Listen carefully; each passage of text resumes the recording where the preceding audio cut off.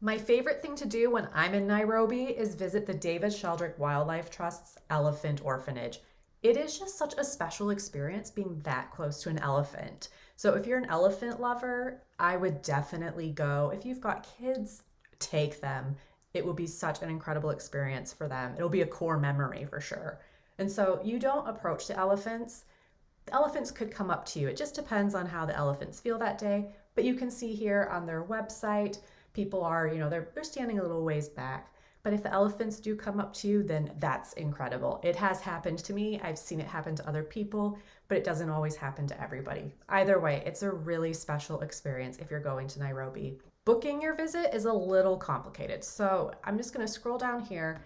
And normally you could just book online and it would be really easy and you pay locally. At the minute, they're not taking bookings online. They ask you to email. And if it's good to go, there's availability, you'll get a confirmation. Otherwise, they'll tell you, sorry, we're sold out. I will stress that this does book up. I am aware, it's right now, November 2023. I'm aware that like June and July are pretty much booked solid.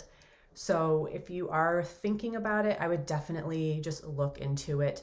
There is typically a wait list. I'm not affiliated with the Elephant Orphanage.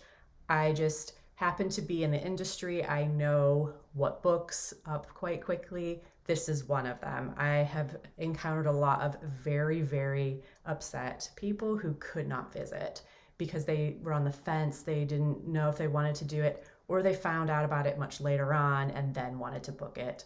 So if you are on the fence, I would definitely check to see if you can get in. So if you do want to book directly on the website, you do have to email them. And you can see here, you can click on email us and you can put how many adults, children, your email address, all that information and the cost, which you would pay for locally.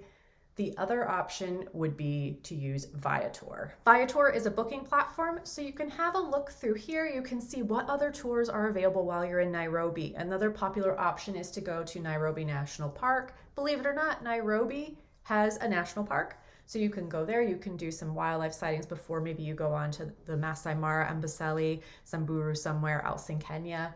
You can book the Elephant Orphanage through here, and a lot of these options include a giraffe center visit, and I recommend that. You should definitely go and see it. If you love giraffes, definitely go. It's an incredible experience. The giraffes will come up to you probably because you have food, but it is a really memorable experience. You can see here that there are some other options available that might be of interest to you. So have a look through these tours. I'll include my affiliate link in the description below, and it's that easy.